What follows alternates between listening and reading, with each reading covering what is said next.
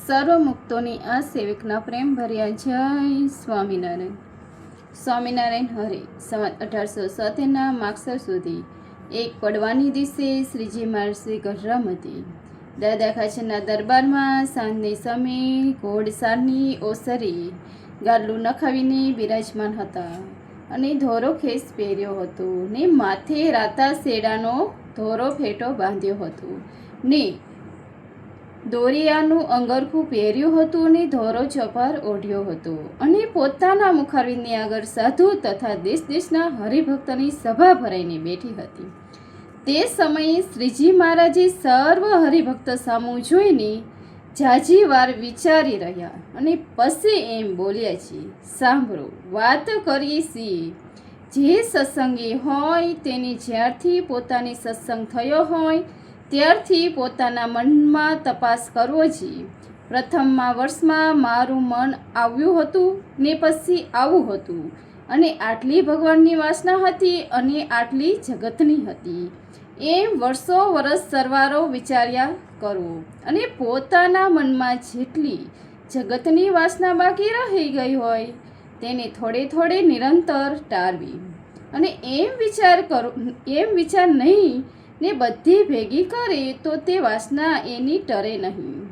જેમ વણિકને ઘેરે નાનું કર્યું હોય તે જો મહિનાનું નિરંતર ચૂકવી દઈએ તો દેતા કઠણ ન પડે અને વર્ષ દાડાનું ભેગું કરીને તો આપવું બહુ કઠણ પડે. તેમ નિરંતર વિચાર કરવો અને મન છે તે જગતની વાસનાને કરીને વસાણું છે. જેમ ફૂલે કરીને તલ વસાય છે તે મનને ભગવાનના જે ચરિત્ર તેનું જે મહિમા સહિત નિત્ય સ્મરણ તે રૂપ ફૂલને વિશે વાસવું અને ભગવાનના ચરિત્રરૂપ ઝારાને વિશે મનને ધૂચવી મેળવું અને ભગવાનના ઘાટ મનમાં કર્યા કરવા. એક સમયો ને બીજો કરો, બીજો સમયો અને ત્રીજો કરો, એમ ને એમ મનને નવરું રહેવા દેવું નહીં. એમ કરીને પછી ભૂતોનું દ્રષ્ટાંત વિચારી છે કહીને દેખાડ્યું અને પછી શ્રીજી મહારાજ બોલ્યા છે, એવી રીતે ભગવાનના જે ચરિત્ર તથા વાર્તા તથા દર્શન તે એક દિવસના જો સાંભળવા માંડે તો તેનો પાર ન આવે. તો સત્સંગ થયો તો 10-15 વર્ષ થયા હોય ને તેનો તો પાર જ ન આવે અને તે એવી રીતે સાંભળવી છે.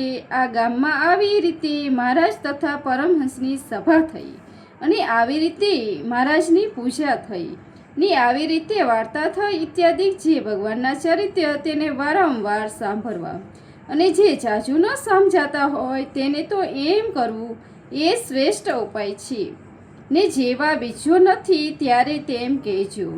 અન્ન થોડું ખાઈને તથા ઘણા ઉપવાસ કરીએ તો તે રહેતા નથી.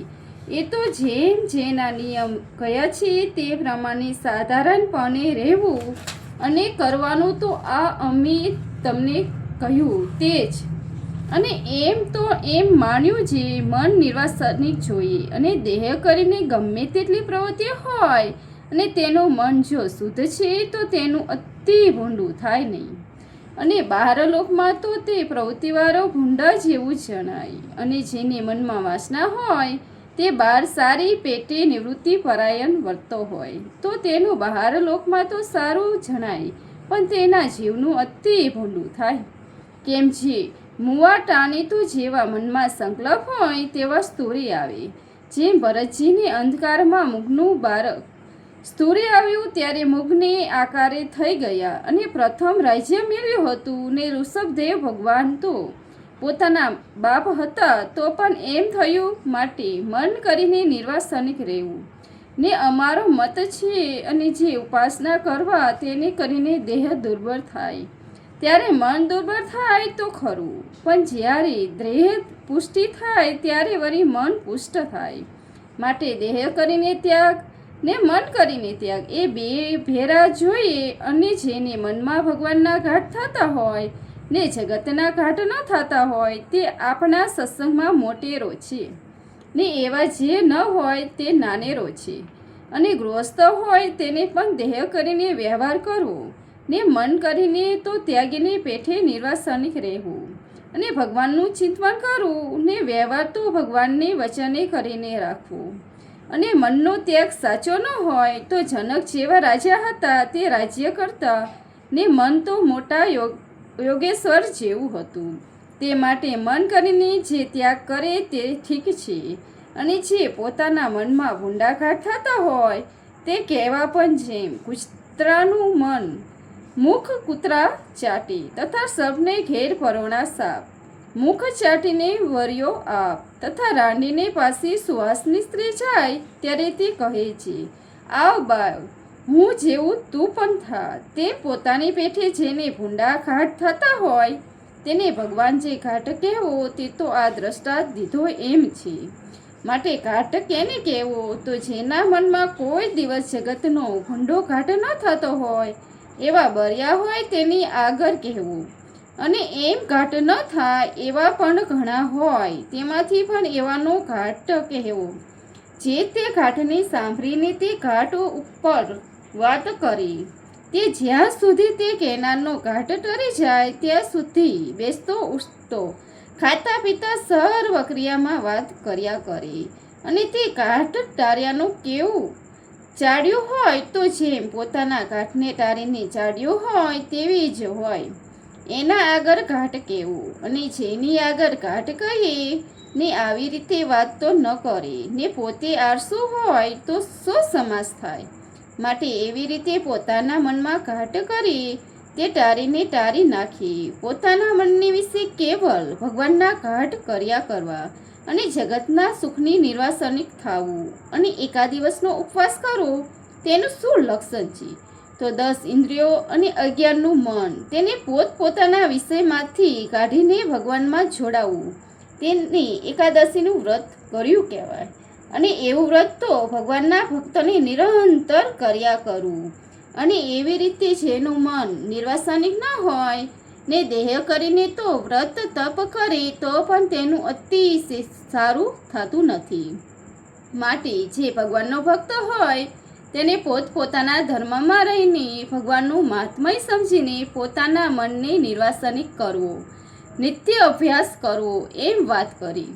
અને વળી શ્રીજી મહારાજે બીજી વાત કરી છે સાચો ત્યાગી કેને કહીએ તો જે પદાર્થનો ત્યાગ કર્યો તેનો પાછો કોઈ દિવસ મનમાં સંકલ્પ પણ ન થાય. જેમ વિષ્ટાનો ત્યાગ કર્યો છે તેનો પાછો સંકલ્પ થતો નથી તેમ સંકલ્પ ન થાય. ત્યાં સુખજી પ્રત્યે નારાજીએ કહેવા શ્લોક કયો તજ્ય ધર્મચ્ય. એ શ્લોકનો હાર્દ એ છે જે એક આત્મા વિના બીજો જે પદાર્થ છે તેનો ત્યાગ કરીને કેવળ આત્માપણે વર્તવું અને ભગવાનની ઉપાસના કરવી તેને પૂરો ત્યાગી કહીએ. અને જે ગૃહસ્થી હરિભક્ત હોય તે તો જેમ જનક રાજાને કહ્યું છે આ મારી મિથિલા નગરી બરે છે પણ તેમાં સારું કોઈ બળતું નથી. ત્યાં શ્લોક છે જે એમ સમજીને ગૃહમાં રહેતો હોય તે ગૃહસ્થ હરિભક્ત ખરો કહેવાય. અને એવી રીતનો જે ત્યાગી ન હોય એવી રીતનો જે ગૃહસ્થ ન હોય તે તો પાકૃત ભક્ત કહેવાય. અને મારે કહ્યા એવા જે હોય તે તો એકાંતિક ભક્ત કહેવાય. એવી રીતે વાત કરી. પછી મોટા આત્માનંદ સ્વામીએ શ્રીજી મહારાજને પ્રશ્ન પૂછ્યો છે દેહ ઇન્દ્રિયો તથા અંતકરણ તથા દેવતા તેથી જુદો જે જીવાત્મા તેનું રૂપ કેવી રીતે છે. પછી શ્રીજી મહારાજ બોલ્યા થોડાકમાં એનો ઉત્તર કરીએ છીએ. દેહ અને ઇન્દ્રિયોના સ્વરૂપનો જે વક્તા ને સર્વના સ્વરૂપને જે જુદું જુદું કરીને શ્રોતાને સમજાવે છે તે જ સમજનારો વક્તા. તે દેહાદિક સર્વના પ્રણામનો કરનારો છે અને જાણકારો છે.